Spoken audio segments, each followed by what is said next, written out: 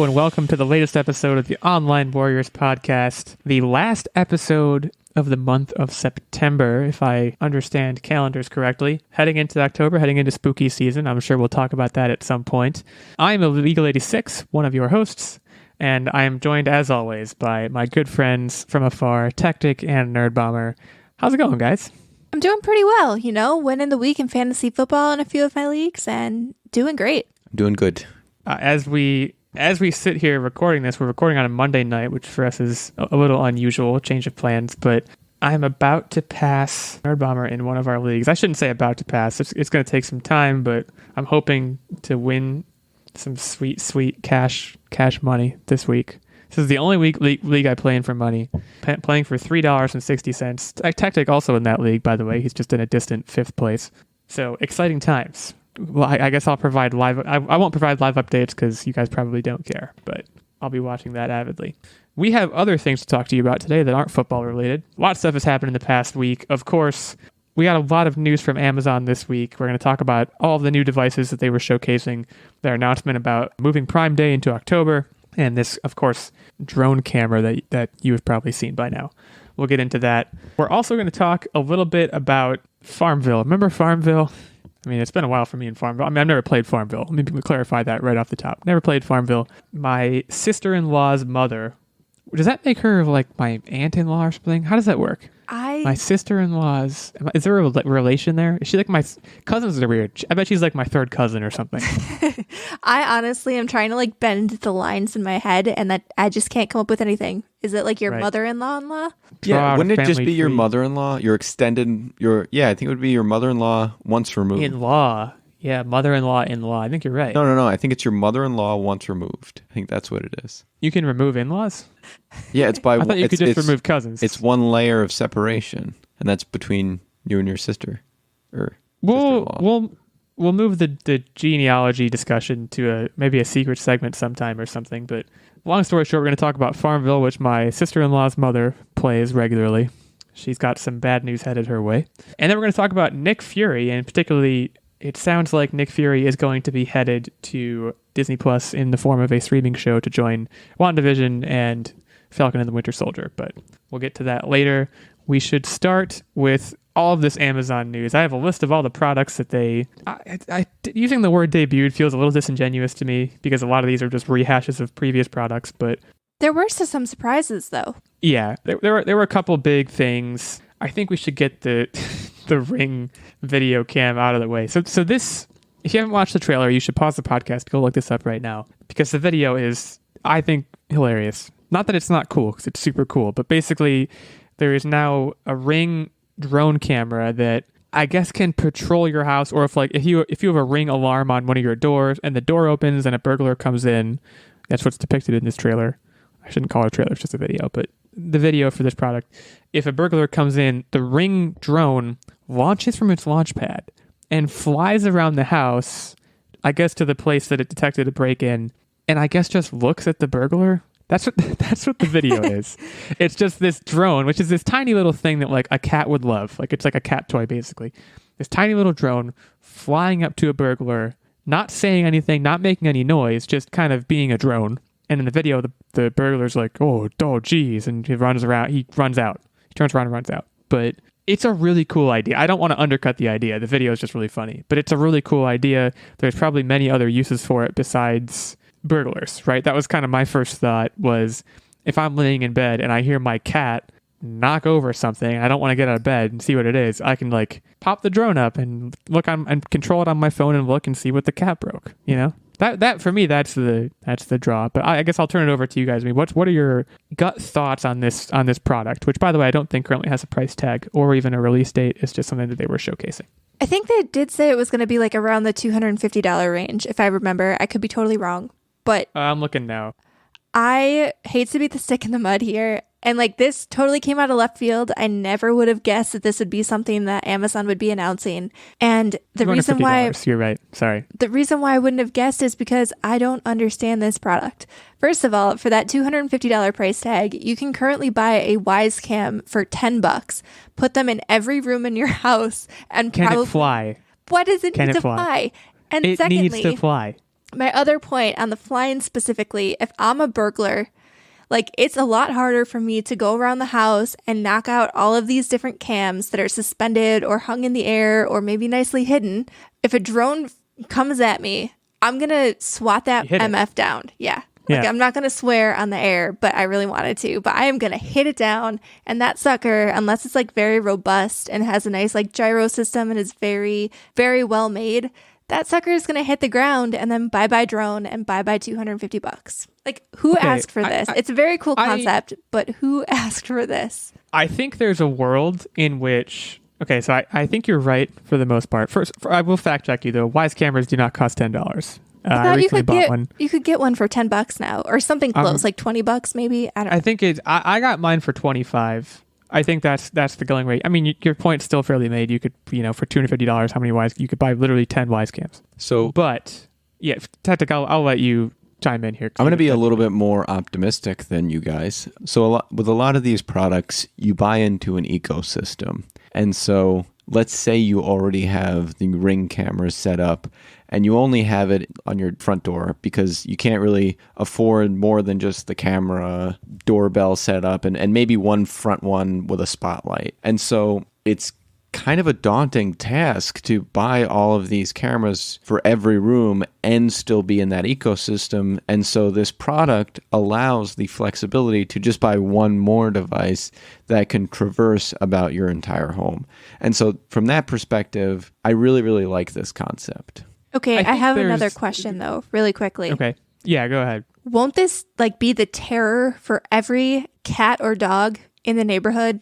Animals are going to hate this thing. They are. They're going to be like, how did a bird get in this house and I have to take this down? Every single cat, at least, if not dog, is going to think that when this thing undocks and starts zipping around the house. I think there'll certainly be a learning curve, but I think pets will just adapt to it and realize that this is just status quo. But have you seen a cat with a laser? I think cats are an issue, and I mentioned cats when I was first talking about it. I think cats could be an issue. As far as dogs go, I would imagine if you have a dog that's at home, you probably don't feel like you need a sentry drone for your house. The dog is fair. the sentry drone. So I think the overlap there is minimal. But for me, thinking, Techtic, you said you were being optimistic, whereas me and Nerdbomber were being pessimistic. I don't think I'm really pessimistic about it. I think I'm just... The only reason I would be optimistic is that I'm thinking about, okay, right now it's this silly thing that flies around, but if you... I think there are things that you could do to make it cooler and perhaps more worthwhile. I think if the drone just flies up to a burglar and just kind of like floats there and looks at them, I don't understand why it exists, right? Now, welcome to another Tinkering with Techtic, where we modify your drone to shoot tasers. Well, I think the idea is that they would alert you on your phone because they show the guy gets his like a message on his phone and he starts watching the burglar like on a live feed. And I'm certain they're going to when sell the you alarm is tripped. Well, right, but that's no different than any security system. Sure, I don't know what the value is in. Well, there's his face. Like when you go to the popo and you're like, hey, look, I got this guy red-handed. Yeah. Look at his face right there. Ugly and even look. Then, that in itself, the fear of getting caught is a natural deterrent. So if he sees a camera in his face, or she sees a camera in their face, they're going to go, oh, crud, I'm going to get spotted, and then they're going to give my photo to the police. I need to leave. Barney Fife and the Ho-Hum Police Department are not going to have face detection technology. No, but if they have someone's file already present for that area, they'll be able to very quickly match the footage with... Oh, absolutely. And the interesting thing, we've seen this with the Ring doorbell system too. Like there have been people who have gotten caught because people will post the video from their Ring doorbell and they'll be like, hey, does anybody know this guy? He was creeping in the neighborhood. And then someone from a few streets over will be like, oh no, that's my neighbor Bobby. I wouldn't trust your neighbor. Techtic, you made the joke about the taser. I am not suggesting that we put weapons on this thing. What I am suggesting, taser's not far off. You load a can of pepper spray into this thing, then it becomes a lot more interesting. And like... Interesting, sure. that's one word. Mean, right now, it's not... Even if it would say something sounding kind of cool, like, you're on private property, the authorities have been notified, like something besides just going up and floating there and staring at you with no eyes. Like that I would have really liked to see on this product reveal was whether or not it has night vision capabilities. Okay, good point. Another good point. Because most of the time you're not going to be zooming this thing around in broad daylight. It's going to be like you said, you're in bed, you hear something, you don't want to get out of bed, activate drone. Right. The same reason we have smart thermostats and, echoes to turn our lights off and like echo turn the, whatever down however much. That's what this stuff is for to me. It's not for deterring burglars. Like I guess the Ring doorbell cam kind of is, but like kind of an underarching issue that I guess is what my lack of understanding here is stemming from is like, do people rob houses anymore? Like, yes, all the time. Ever since when the I was pandemic a kid, hit, cars were getting robbed left and right. See, but cars are different. Because they're outside. They're outside, and like you can tell immediately when looking into it that no one's in there. A house or like an apartment or a condo, anything like that. There were a number of break-ins too when there was a scarce toilet paper supply issue. But especially right now when everyone is at home, and like I felt this way even since I was a kid, and #blessed growing up where I grew up in the background I'm in and everything. But like every time I see a burglar on TV or like on a movie or something, I'm always like, people really break into houses not knowing if people are there. Like, especially in by the way, and I don't want to take it into this territory, but like in a country where so many people own guns, I just cannot imagine breaking into someone's house. So to me, this is attacking an issue that I guess I don't feel like is an issue, but I feel like it's an issue, but not the way that they're portraying it. It's probably not some random guy breaking into your house, not knowing whether anybody's home and just taking a shot without knowing what's inside. I would venture a guess that most burgals? What is the word? They're like acquaintances is where you're going. Yeah, are probably like acquaintances who know you're on vacation or something, and they're like, wow, I know he got a pre-order for the PlayStation 5. I'm going to break into their house and I'm going to take the PlayStation 5. Right. I don't know the statistics, but I would be inclined to agree that like, I don't think, and I for what it's worth, I also think that if you're living in a place where burglaries are common and like a thing you need to look out for, you're probably going to like save money to leave that place. You're not going to spend $250 on a little helicopter that just goes up and floats next to a burglar while he's stealing all your stuff. Yeah, because I mean, you can get a whole house security system with door sensors, window sensors, and all of that kind of stuff for cheaper than a single drone. So yeah, I think this is going to be a very niche market. And the burglar can buy a $5 mask. That's true. Also fair. I mean, I want to say again, like I don't want to come down hard on this because I think it's cool. I think it's innovative. I think it's like it's very futurist, right? It's like it's one of those things where you see it and you're like, this is so cool. I feel like I'm in a sci-fi movie. But like, guess what? Sci-fi movies are movies, and there's better ways to solve the problem that I think this product is trying to address. But there's a lot of other product. We should move on a little bit because there's a lot of other products that were showcased at this event. Going in order of, I guess, what might be most exciting to people and the people who listen to this podcast is Amazon Luna, which is basically Amazon's attempt at Stadia. I mean, is that a fair statement? It's cloud gaming. Yeah, I would say so. They're debuting a $6 a month service. You can buy a $50 controller that actually, I found this interesting.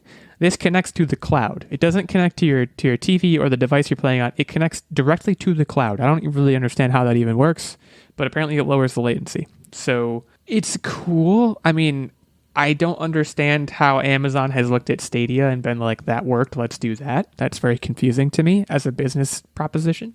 So for me personally, I think this is kind of a smart move. If you look at those services, so like Stadia flopped. They don't really have a good install base in terms of hardware that would run the Stadia system. I mean, Chromecast was a thing, but I mean, how many people actually have a Chromecast now? I feel like Roku and Amazon kind of took over that entire market segment. We have all three in this household. Which one do you use most, though? Well, I use the we don't use the Roku at all. I use the Fire Stick primarily. Okay. My girlfriend Hayes uses the Chromecast more, but that's because it's in a certain room where she walks on a treadmill and she like watches videos on it from her phone. But like I would say the Chromecast has kind of been marginalized in terms of the market share for a streaming device. Yeah, I can get on board with that. Although they're actually planning on coming out with a new one, if I remember correctly. but that's for another podcast. But I mean, ultimately, you look at the price point, and especially you look at Game Pass, and Game Pass is becoming a very successful service with 15 million subscribers, I think they just said. And the entry point for that, if you're thinking console only, that's $10 a month. If you're thinking Ultimate, which comes with the xCloud, that's $15 a month. And so now they're kind of undercutting that service. And if you don't care about actually having a console, if you have good internet connection and you don't want to own your games and you're fine with just paying $6 a month to play some of the latest games like Control and Assassin's Creed Valhalla, I mean, it's probably really good for casual gamers because a lot of people have, if you don't have a Fire Stick, you have a Kindle or some kind of Amazon device in your home. You know what I mean? So it's not right. It's not super far-fetched that this could become very popular. And I would think that in terms of whether this will go the way of Stadia, whether it will kind of collapse onto itself, I think this one might have a little bit more sticking power. So cloud gaming just scares me. The idea of playing a game on a console that's not in your living room scares me. I think my internet connection is fine. I mean, we're currently recording this podcast over the internet. We're having no issues. But like, there's a huge difference between that and playing Assassin's Creed Valhalla from a server, in Washington State or wherever Amazon is currently based. So like, and I've tried like PlayStation Now, they had streaming. I think they were one of the first services to offer game streaming. And I did try that because I think we had like a free trial. Everybody get a free trial if you want it. And so I tried it, and we have like gigabit internet. We have very good internet, great upload and download speeds. And there was still a noticeable latency. And I just didn't enjoy it. But if that's all you knew, if you didn't know the responsiveness of modern games, and the last time you played a game was like 10 years ago, or maybe you played FarmVille, like it would be compelling for $6 a month. And with no commitment, like you're not buying into a $500 console ecosystem. So for me, here's the biggest thing that was kind of a game changer in my opinion. So what it appeared like is the two things that you need to buy into are the controller and the subscription service. Now, subscription services generally include family type plans. And so that said, this system could really give Switch users kind of a run for their money if they had enough multiplayer games available, because you can have everyone on their own portable device within the home, because you saw the attachment that had the cell phone and the controller. So you have this portable device that everyone in your family can be playing, whether it be together or on one screen. I think that's kind of a game changer as far as the streaming market goes. I think the price point is the most important thing, and I think the points you've made there are fairly made. There's going to be skepticism for me.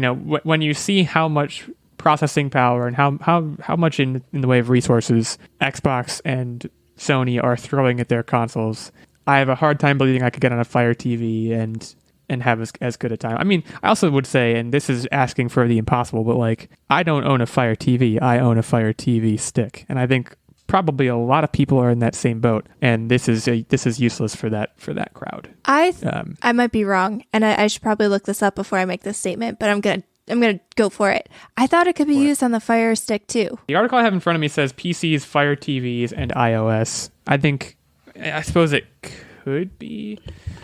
I'll tell you what, let me click through to Amazon itself, get the straight dope on this. Because if you could play the newest games, because one of the other things that they announced too is that there would be an Ubisoft channel that would have the newest games day and date that you could pay into and get immediate access to all of those titles.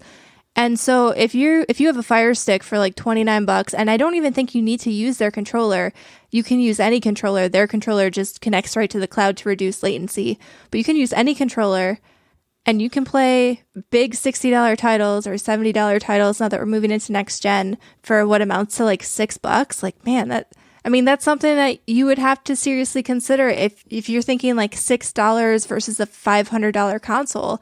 Me personally, I'm not sold on any of it. I still like having things downloaded on a static machine, and I'm not sold on cloud gaming yet. But that's what I said about music too. And now I barely look at my MP3 collection, and I solely use Spotify for literally every music song that I listen to.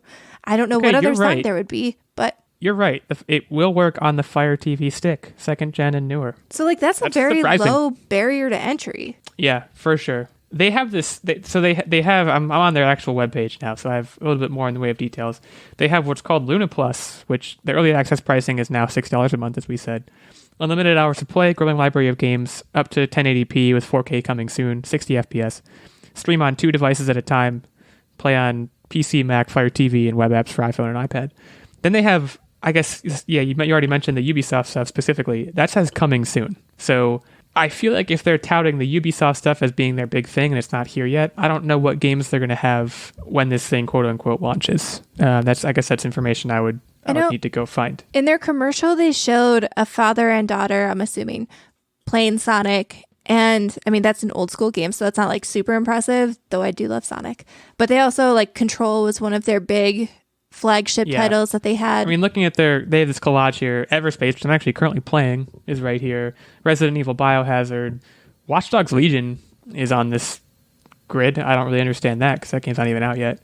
Metro Exodus, Overcooked 2, Rime, Assassin's Creed Valhalla. So there's some, AAA stuff here, but I'm so skeptical. And it's going to be hard for them to talk me out of that skepticism, I guess, at least for the time being. But it's a really cool idea. Aside from Luna, though, we should move on because we've already poured a lot of time into talking about that drone thing. But the rest of it is mostly just updates to the Amazon products we already know and love. The Amazon Fire, the TV Stick, the Echo Dot, the Echo itself. They added an Echo Dot with a clock. I guess that was kind of their big thing, which... Well, they had the Echo Dot with a clock, but now everything is a sphere. It's round. Yeah, it's like a speaker. Which, from an audiophile perspective, that will give you much better sound quality than the cylinder. So that's kind of exciting if you really were not getting the sound quality that you want out of your Echo Dot. Especially, like, I think the regular Echo, because we have the regular Echo, we have the Show, and we have the Dot sprinkled throughout our house. But the regular Echo has actually surprisingly good sound quality considering it's just a cylinder tower. But I think the Sphere will probably give a more robust sound. Yeah, I mean, definitely agreed. There were some Ring Auto products as well for your car, which we don't have a whole lot of time to get into. Updates to their Eero products, which are for mesh Wi-Fi. A lot of stuff we don't have time to get into, but feel free to go and check out all of the Amazon news at your leisure and hit us up on the social medias about it. We're here to chat at OW86, at OW Techtic, at OW Nerdbomber, and our main show account at Online Warriors 1. We are all there just waiting for people to type in and tell us we're wrong about stuff mostly, but whatever you care to do, we're waiting. So you mentioned FarmVille before, so we should talk about that because FarmVille is in the news. How about that? That's an interesting sentence. FarmVille shutting down. For all the FarmVille stands out there, I apologize to be the bearer of bad news. December 31st. It is going away and not coming back, according to the developer Zynga, which I think is also the company responsible for Words with Friends. I knew that name was familiar to me for some reason. Zynga has done a lot of different games. I think, didn't they also do, talking about Facebook games, there was some like Mafia Clan game that a lot of people played too, and I think they did that as well. Very old school. I don't remember what it's called, but that one's gone, I think. FarmVille was still kicking. It's still kicking right now. You can go play it right now. I have never played FarmVille. FarmVille, to me, is the exact kind of game that I don't understand what the appeal even is.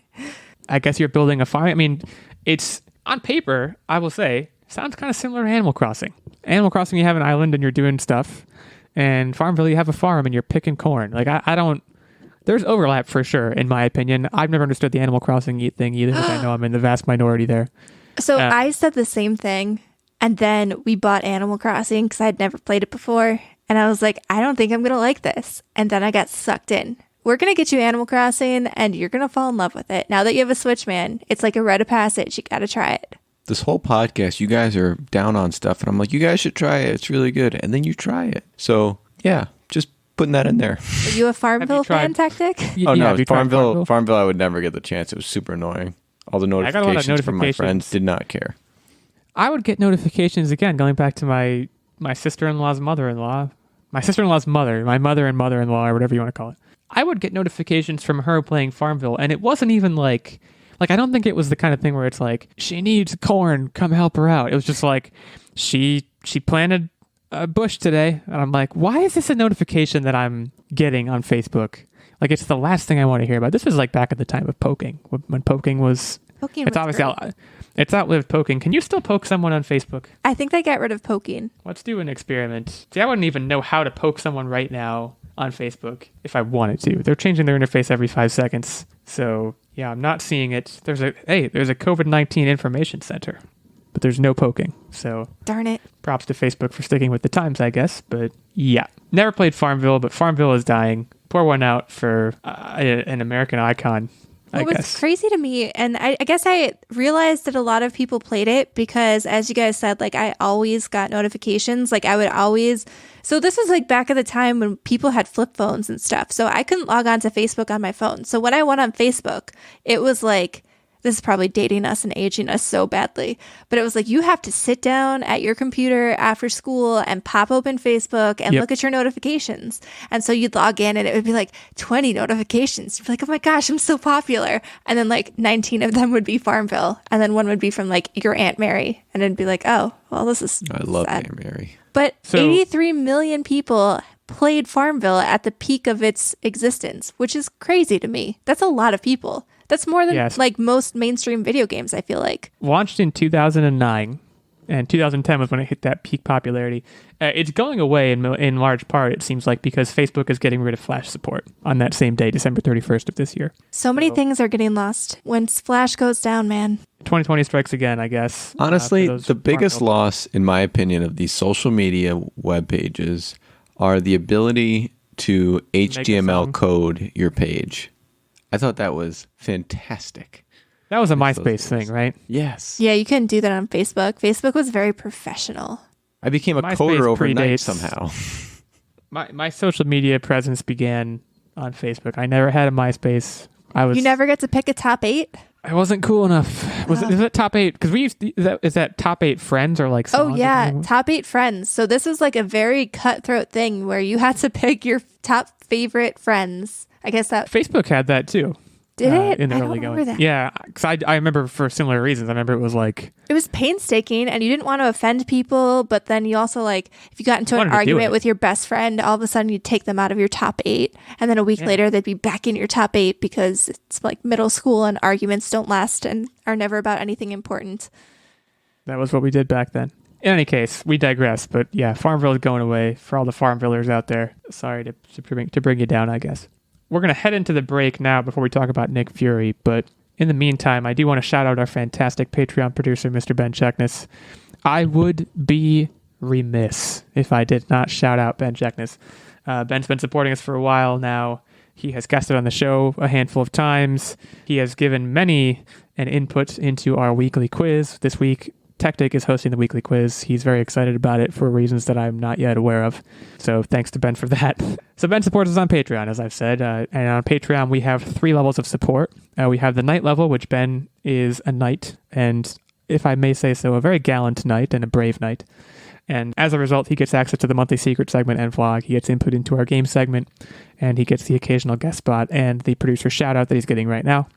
But there's also a Squire level of support, which gets you access to the monthly secret segment and vlog. And then there's, of course, the lowly page, which gets you access to the monthly secret segment. So if you like listening to the podcast, if you've listened more than once or even just once, and you are interested in giving back, we would love any support we can get. So you can head over to patreon.com/onlinewarriorspodcast for more of the details. Thanks again to Ben. We will be right back to talk about Nick Fury. Hey there, everybody. Seth Heasley here from the Hugo's There podcast. Every month on the podcast, I have on a guest, and we discuss their choice of the winners of the Hugo Award for Best Novel. So if you are interested in nerdy books and nerds discussing books, head over to hugospodcast.com or search for Hugo's There anywhere you get your podcasts. Thank you so much. All right, we are back to talk about our favorite one-eyed superhero wrangler, Nick Fury. I don't Are think there are a lot any of other. those? Yeah, I don't think there are any other of those people. Nick Fury is getting a Disney Plus series. It's in development, of course, with Samuel L. Jackson attached to star. There's really no Nick Fury without Samuel L. Jackson at this point. Kyle Bradstreet, who apparently is famous for Mr. Robot, is serving as writer and executive producer.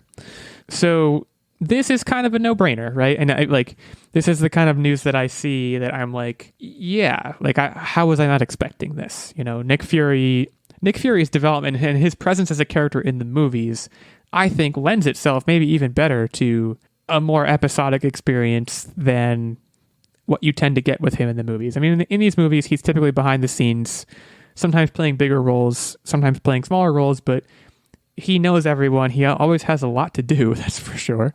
So it's not hard to imagine a show being built around him, and especially based on when we last saw him, which was in the after credit scene for Far From Home, which is, I guess, the last Marvel movie we've seen, which is crazy to think about.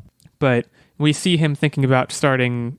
The teaser suggests basically that Sword is coming, which Techtic may know more about Sword than I do. In fact, he almost certainly does. But similar to SHIELD, it is an acronym: Sentient World Observation and Response Department, the sister agency to SHIELD, which I guess works with the Skrulls. Going to be a lot of meat there in MCU, whatever the next phase is. I guess, is it phase 5? I don't really know. Phase 4. So yeah, I mean, this makes a lot of sense. I imagine there's going to be a lot of crossover between these shows and the other shows that have already been announced. You know, Falcon and Winter Soldier, Scarlet Witch, WandaVision, I should say, and the Hawkeye show, you know, stuff like that. She-Hulk, we also just heard that, is it Tatiana Maslany was announced for She-Hulk? Yeah. So Techtic, give us some color on Nick Fury, what, as a comic expert, what you expect to see, what you're hoping to see, or both, in this show. So we got to see a lot of Nick Fury and kind of what he's capable of, a bigger star-studded role in the Captain Marvel movie. And that said, what I really want to see is there was a huge time gap between Captain Marvel and the first Avenger.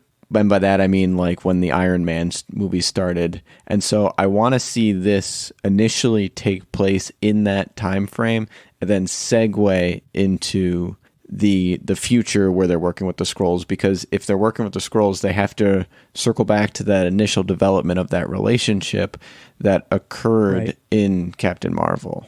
So I'm very excited about this.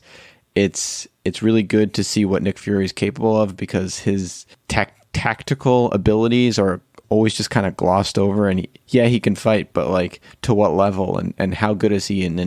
And he's really this strategic tactician that we want to see in all of his glory. And so, heck yeah, Disney Plus, go for it. So we've seen him fight once. But I mean, I'm trying to think about this. In my favorite Marvel movie, Captain America and the Winter Soldier, is really the only time we see him in a conflict scenario, at least as far as I can remember. Correct me if I'm wrong. Captain Marvel, too. There was at least like a gunfight at one point that he was involved in. Okay, that's a good point. Yeah, he fights the guy too. He fights the, can't think of the guy's name. He fights him in that big records room. Mm-hmm. Okay, that's a good point. But I mean, Winter Soldier, he's got that machine gun built into his car and everything. It's a great scene. It's an amazing scene. I am super on board with this idea. You know, I think Nick Fury taps into, and you might have said this Techtic, but I think he taps into, for me, when I was a kid, this is maybe a bit of an overshare, but I had spy equipment. You know, when you were a kid, they'd sell like those like spy kit things where you had this little listening device and like you could put a motion detector. Back in the day. Like I remember I had like a tripwire, because Spy Kids. So our generation of kids grew up on Spy Kids, and for whatever reason that was like huge. Everyone wanted to be a spy. Yeah, I ate it up. And like there is both in terms of what he looks like and just kind of the way he carries himself, there is an espionage component to Nick Fury as a character. And tapping into that, and honestly, Winter Soldier did that in a lot of ways as a movie too, tapping into like espionage and kind of older school stuff. So if they can recapture that in the form of a Nick Fury series, I'm super on board with that. Yeah. And especially, I think we were just talking about either last week or the week before how Disney Plus kind of has a content issue right now where they don't have a lot of originals coming out. And so between new seasons of shows that we like The Mandalorian, and now we're waiting on WandaVision, there's not a whole lot to keep you tuning back in. Like every now and then there will be a movie release, but really nothing big to keep you coming back every single week. And so adding something like this, I mean, I agree with you guys. I think this is a great idea. I think Nick Fury is the potential to be a really funny character, a fun character, a lot of action. They literally have an open palette to explore a ton of different show elements with Nick Fury. And so this is just another notch that Disney can add to Disney Plus. And I feel like that's what they need. They need to start bolstering that service, because right now, I don't, like, besides The Mandalorian and eventually WandaVision, there was not a whole lot to keep me coming back. And can I just say, I'd really like to see a suave Nick Fury. Like, he's got some charm there that we've seen in the MCU, but we really haven't seen suave. So do you think they're going to use that face de-aging technology that they used on him for Captain Marvel? Yes, and it's expensive, but there's, I think as Techtic was saying, there is so much unfarmed Nick Fury content from, I mean, how big of gaps there were between the first Avenger and Captain Marvel, and then after Captain Marvel, you know, up to Avengers, I guess is when he first showed up. Like, there's so much there that we don't even know what he was doing. We know he was up to something, but we don't know what it was. And they're going to need the de-aging because he's 71. Like, is that's he really? insane to me. I Googled it while you were talking. He's 71 years old. I mean, he looks really good for 71. Holy crap. To be cast as a leading man in a show or a movie at age 71, that's hard, y'all. I mean, he looks great. Great actor. You know, of course, he's got such a huge body of work at this point in major franchises and non-franchises alike. They couldn't have anyone better for the job that he's been put into. But 71 years old. Crazy. But I think, you know, I think something cool to see, again, going back to how much we don't know about him, how cool was it in Captain Marvel when you find out how he lost his eye? Like, the whole thing's kind of like a gag, but like, it's still a cool thing about, you know, you're putting the pieces together and it's fun to see the origin story. Because like, I feel like for Marvel Comics more so than DC, I never really get into reading them at all. Like, most of my Marvel exposure has been through the MCU, and we don't really get that much background on Nick Fury. So it is cool because he's been a mainstay through the entire MCU series of movies. Mm-hmm. And so it is cool to finally get to dig a little bit deeper and see a little bit more about this guy. I mean, I'm going to come clean with you guys. A lot of my comics experience is religiously studying backstories. That's where it's most exciting. That's why I like the Red Hood, because I watched the inception of his story so many times. It's just, that's where the interest is. And if Disney can continue to focus on backstory type content and solo content, I think they're just going to continue to thrive. Origin stories are an interesting thing because I think people tend to want origin stories, but in certain circumstances, they don't, right? Like, you know, when Spider-Man Homecoming came out, people were like, thank God you skipped the origin story. We've already seen it 100 times. But there Batman you go, Begins, though. That's because we've already seen it. Like, these are characters, Batman and Spider-Man, that in the last decade or two, we have been so tapped out. Like, I don't need to see that again. But I was about to say that I think the origin story in Batman Begins is really good. So like, maybe Batman's we haven't seen as many times, but like, I loved that, and I'm glad that they didn't do an origin story for Spider-Man. And of course you have other origin stories too, like that kind of put a twist on an origin story. Like Smallville is like, as far as I know, that was a successful show. I didn't watch it, but like, it takes the idea of an origin story and it's like, okay, but now it's kind of like it's a teen show that we'll put on the CW, and like, you know, how many shows have we seen like that in the past however many years?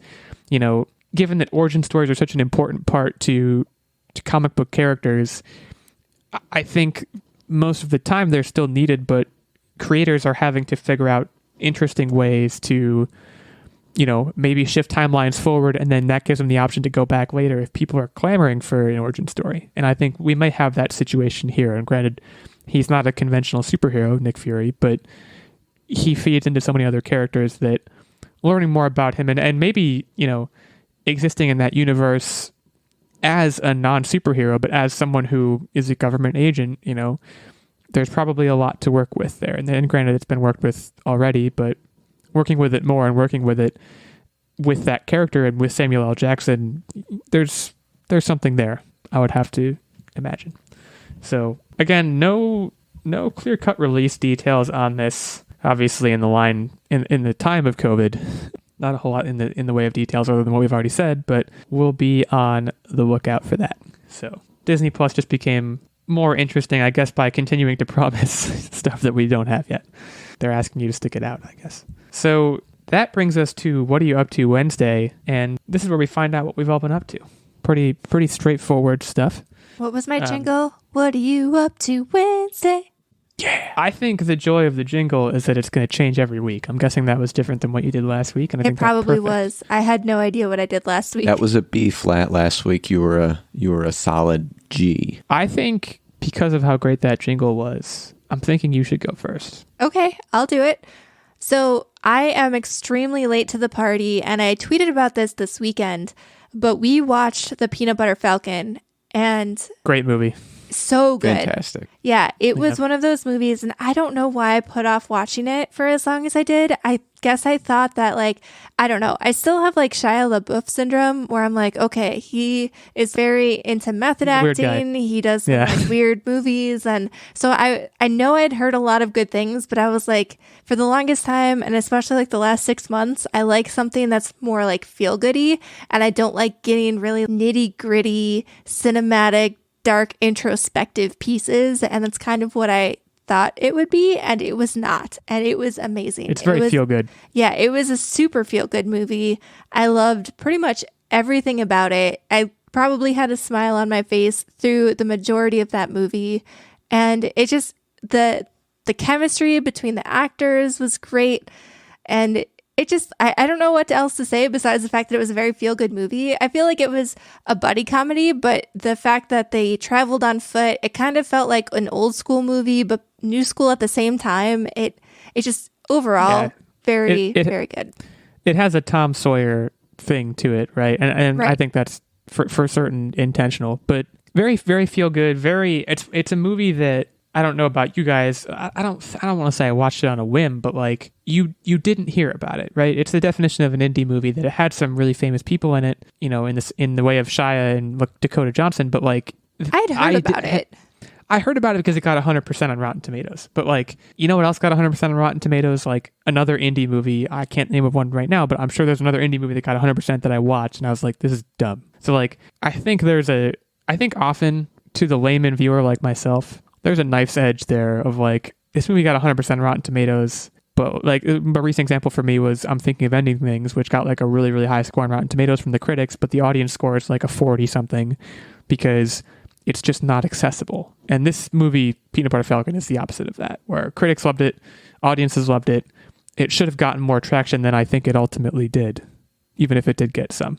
But Yeah, so sorry. if you have not watched Peanut Butter Falcon, we watched it. It was on Prime. It might be on Hulu too. Usually Prime and Hulu have some overlap, but it was on Prime. You can watch it for free if you have Prime. 10 out of 10 recommend. It was great. Good stuff. Techtic, what do you got for us? So the one thing that I want to touch on is it was a very movie-driven weekend, and the other movie we watched was a movie called Like Father. It has the actor from Seinfeld. I'm drawing a blank. Seinfeld? No, Kelsey Grammer. Frasier. It has the actor Frasier. from Frasier, and it had Kristen Bell. And it's this movie about they have to rebuild their relationship because he left when she was young, and they get stuck on shenanigans together. I'm not going to give it away. And it's just kind of this heartwarming film. I will say that it was not as good as Peanut Butter Falcon, but it had its funny moments, it had its lighthearted moments, and it was all in all just a feel-good weekend. Yeah, like essentially, she basically in the first like 5 minutes of the show, and it's in the trailer, so nothing's spoiled here. But Kristen Bell gets left at the altar because she's too absorbed in her work, and then her father shows up to like reconnect at the wedding, and then they get super hammered, and she takes him on her honeymoon. So they're basically stuck on a cruise ship for 2 weeks or whatever. Love it the is. premise. It was, so again, it wasn't as good as Peanut Butter Falcon, but it was a Netflix original, and this is the key here. Going in with low expectations to a we talked Netflix about original, and it was a passable, entertaining movie. Like, there were a lot of funny moments, and I thought they had good chemistry. Like, the father-daughter bond was, feel good and everything like that. So I liked it. I mean, Seth Rogen was in it, so that was a surprise. Oh, I like him. yeah, I mean, it was a decently funny movie for a Netflix original. I wasn't expecting to be wowed by it, but I walked away feeling good about it afterward. Techtic, I don't know if you can feel the same way about that. Yeah, you pretty much took over, and I concur with everything you said. Sorry. What- You didn't describe it well. I wanted to do it justice. I did not want to spoil. Well, I'll ask you a different follow-up question. Techtic, and I guess for both of you, what's the best movie you've seen this year? Obviously, we're living in the time of COVID when we haven't seen, I would have seen Tenet in theaters if we still existed as normal human beings, but of course we don't. What's the best movie you've seen? Not to put you on the spot, but... Oh, no, it's fine. So I have the memory of a goldfish, and so I'm going to recite the movies that I watched this weekend as the only movies that I watched this entire year, and I'd have to say Peanut Butter Falcon. Okay. Yeah, I mean, Peanut Butter Falcon's a perfectly good answer. For me, it's Palm Springs, I think, would be my answer. I'm trying to think back, because there's also, there were movies that I saw in a movie theater this year, and I don't remember what those movies were. Oh. Yeah. I'm sure I saw one in a theater too, but I can't remember it. I know 1917. 1917 was good. And yeah, you probably saw Sonic in theaters. Jojo Rabbit we saw this year, and I actually really liked that too. I've heard it's really good. I haven't seen it yet. Yeah, actually 1917 was pretty good. Shoot, I might have to change my answer. Anyways, movies, man, they're great. I don't have a movie update. Stuck out with the scapegoat that I took. Peanut Butter Falcon? I mean, Peanut Butter Falcon was great. Gold is really good. I think Peanut Butter Falcon was probably one of the best movies that I've watched this year. But there have just been so many movies that I honestly can't keep track in my head what I've watched, because this year is like a blur. Right. And since I used to blog about movies weekly, and I haven't done that for, I guess, going on 6 months now, something like that. That was a useful way for me to go back and be like, what have I watched this year? And I'm not going to have that this year, which is kind of sad. But I might get back into that soon. We'll see. I'm not going to give a movie update. I'm going to give a show update / recommendation. So my girlfriend and I have been into... We revisited Chopped Champions, and we watched this show right before I came in to record here, called Chef's Table Barbecue on Netflix. We're on like a food show kick, and not even just competition shows. Chef's Table is just about people who make really good barbecue and how their lives work and everything, which is fascinating stuff. But the show I specifically want to shout out is a competition show, and it's called the American Barbecue Showdown. And in particular, if you're a vegetarian, it might not do much for you, but man, good stuff. I mean, it's a cooking competition show. You pretty much know the trappings in that respect, but some of the food they were making, really, really incredible looking. So what was the best dish that you've seen? Well, we binged the whole show. It's already done. That's a really good question. They had one episode where they made sandwiches, and this one lady made this brisket sandwich that I think it was Latin America themed. I don't remember, but it had 3 different kinds of meat on it. Some kind of special hot sauce that she made herself, and it just, oh my gosh, incredible stuff. There were also some really good looking ribs though. Barbecue's really good. That's, I guess, what I mainly wanted to say. But I'm also still reading Lord of the Rings. I've moved from book 1 to book 2, so that was reading accomplishments of the past week. I've loved the Lord of the Rings books still. I'm always going to love them. Not much to report. That's kind of old news. I mean, you've probably seen the movies or read the books or both at this point. And then I'm still playing Everspace, which is going to be a long haul. It's a game that's designed for you to play through it many times before you attain the skills required to actually beat it. So having a ball with it, going to keep going. And that's the extent of my update. So we've made it to the quiz. And I should give a drum roll. Yeah, I'm doing another theme song for this. I famously finally won and gave a quiz last week. I'm now back in the hot seat. Don't want to enter my losing ways again. So Techtic, give us a good one. What's the topic today? The topic for today is Las Vegas. And let me tell you, I love how generic it is, because Vegas is more than just gambling. There's many different activities. There's a lot of other things that it is known for, and as such, gave me a lot of diversity in the amount of different quiz type questions that I was able to have. So before you jump in, I want to ask both of you, because I never have. Have either of you been to Las Vegas? And I know we talked about this a little bit before, but for the listeners out there in the world. No. I have never been, nor do I ever plan on going to Las Vegas, but I might go to Las Vegas at some point. I plan on going. I don't hear the difference between the two pronunciations. I'll be honest. Oh, I definitely do. You did take an interesting approach there. I think Las Vegas is it's not really complimenting myself to say, but I think something about the vibe of Las Vegas, I think I would do very well there. Not that I would gamble, win a bunch of money, more just that I like the idea that it's this town that's centered around show business, right? And I think that's kind of cool. And it's centered around, dressing up in your dressed to the nines, get your best duds, and go down and throw some dice on some green felt. I just think it's, I don't know, I like the vibe of it. But I will say I don't love, everything I've heard about it is that the heat is extreme. And that I don't know, you can't really put on your best duds if your duds are like a sport coat when it's 123 degrees outside. So something to monitor, I guess. But From what I've gathered, though, you don't spend a lot of time outside for the most part. I hope not. I mean, if it's that hot. But yeah, hope to go at some point. Sounds like none of us have gone, so this quiz should be interesting in that we're not really Las Vegas experts. All right, so that's what I'm kind of hoping on. So with my first question, how many major league teams are located in Las Vegas? Oh, well, I can This just is- count this. Yeah, this is easy, I feel like. I mean, you can go first, Nerdbomber, because I know you know, and you know that I know, and I'll give you a sporting chance. So ladies first. It's only chivalrous. I don't think there's a basketball team, so I think it's 2. Yeah, it's 2. I'm just gonna say the same answer as her. We both know it. Can we both get the point? Neither of you can get the point. I mean, well, you didn't bust, but you didn't get it correct. What? There's the Las Vegas Raiders and the Las Vegas Golden Knights. And the Las Vegas Aces, the WNBA team. Oh, I didn't think about that. Jeez. So there's 3, but we'll call it a tie. God, If it's you not a guys did- technicality. I mean, if you really should have did +1, the standard Price is Right rules, but you had to go and be a know-it-all. That's true. I did have to do that. Okay, so we either both have 0 or we both have 1. Doesn't really matter. Let's press on. But this is important. You learned something, so look at that. I did learn something. Thank you for that. You In got two- with the trick question early. I respect it. In 2001, a 25-year-old software engineer waged $100 on a slot machine to earn the largest payout ever. How much did he win? In 2001, this was Correct.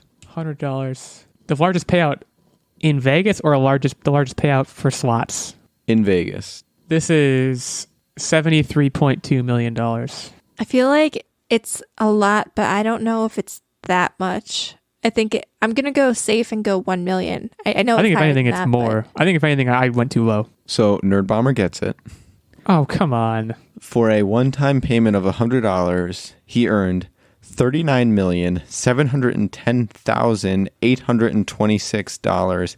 $39,710,826.36. Could you imagine what our podcast would be like if we had that much dough? Man, one of you We'd have- guys has to go to Vegas. I'm not good at gambling, so like it can't be me, but one of you has to I mean, go. you can't be good at slots, but I get your point. I mean, I'm honestly disappointed in Vegas. I thought it would be a lot more than that, but obviously it's life-changing money. If we had that kind of money for the podcast, we'd be having on, I don't know, Leo DiCaprio. I just kind of picked a famous name out of a hat, but we'd figure it out. Okay, so I'm down. I feel right at home. Okay, so on to the next one. Tommy Glenn Carmichael stole millions of dollars from casinos by developing ways to rig slot machines. Using a camera battery and a small light bulb, he invented a light wand that could blind a slot machine sensor and trick the machine into spitting out coins. What year was he eventually caught and arrested by the FBI? Whoa, Nelly. I don't. Nerdbomber's first, this one, I think. Yeah. I feel like we would remember hearing about something like this if it happened recently. So I'm going to say that it's probably like 1993 or something like that. Oh, it's earlier than that. This guy was using lo-fi. I mean, a camera battery and a light bulb. Not even an LED. I mean, this was in the 70s, is what I actually think. But I'm gonna backshift and go for 1950 just to be safe. So this trick was actually his more advanced trick. He used more simple methods on earlier models because they eventually upgraded them. So it actually happened in 2001. Really? All right. Well, I'm blowing it. Again, it feels right at home. I only have 1 point ahead of you though, so keep your chin up, man. You're up by 2. It's 2-0. Oh, that's right. The first one was both of us tying. Interesting. How many questions do you have left? So I know how well I have to do. We're going 5 questions, and then I have a bonus one just in case. Okay, so I have to get these next 2 right, is what you're saying. Yes. Okay, cool. Bring it on. I've never been more ready. I'm very excited about this one. The quintessential Vegas wedding, including Elvis as the officiant, has become a well-known stereotype. This stereotype has a very consisting starting or base package cost. How much is it? Love this question. You're right. This is a great question. It's $49.99. I feel like it's got to be more than that. I feel like it's going to be $200. So Nerdbomber gets it again. The starting package for most Elvis officiant weddings is $300. I mean, again, Vegas, do better. Give higher payouts and give cheaper Elvis weddings. That's all we're asking for. And That's let me tell all you, people are going there for. the most cringeworthy websites I have ever seen. I thought Vegas was the home of like the dollar wedding. Apparently not. I did my research, folks. Home of the dollar wedding. I wonder where is the home of the dollar wedding. Someone somewhere. If you were smart, although no, okay. So here's my business model, and I know this is kind of derailing a bit, but I've got an idea, and I just want to do it. So you market it as the home of the $1 wedding. So the wedding itself, $1. That's your ceremony is $1. Where you get them is the reception. You put out like a very cheap buffet, and you upcharge. So $1 wedding, sure. And if they want food, that's where you make your money.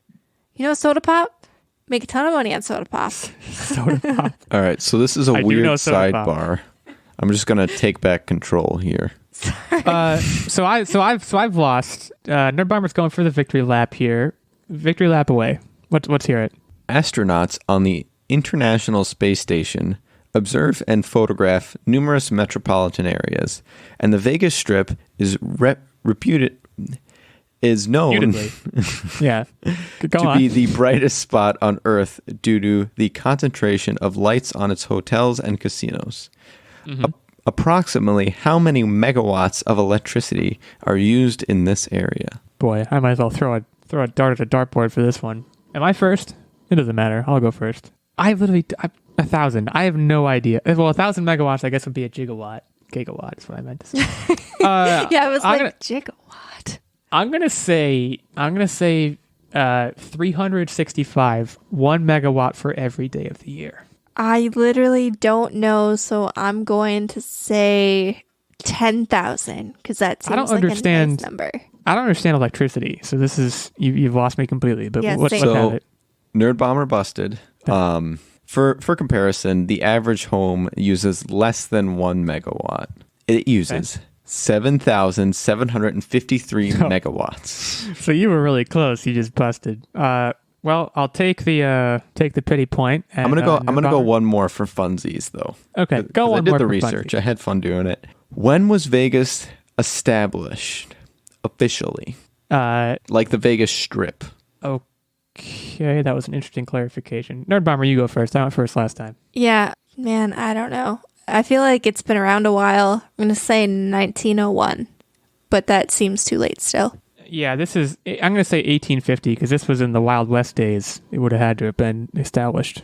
Yeah, so you're definitely no chance in winning. She nearly nailed on the head. 1905. Look at me go. Was when it was founded. Listen, I'm ready to say it now. There's collusion happening. For those that don't know, these two are sitting in the same room. I'm sitting in a totally different room. I think there's a reason that I lose so consistently, and I'm calling in the collusion police. The people that need to know to get to the bottom of this. If it was like you had to buzz in at the same time, I can. You'll be hearing. Agree, but you'll be hearing first. So you'll be hearing from my lawyers. I don't have a lawyer. I'm not old enough for that. But you get the point. I've lost again. The struggle continues, but we've had a great time here with you all, the listeners, chatting about all things and sundry. And I know Techtic had a really good time putting that quiz together. You're so excited. The joy in his voice, talking about it before we aired the episode. He was excited. So thanks again to all of you for listening. If you're so inclined, you can head over to Apple Podcasts, leave us a review. We would love to see that. We'd love to interact with all of you on Twitter. Our handles were already mentioned in the main body of the episode. So yeah, other than that, we'll see you in the month of October. We'll be here to discuss spooky season. Get hyped.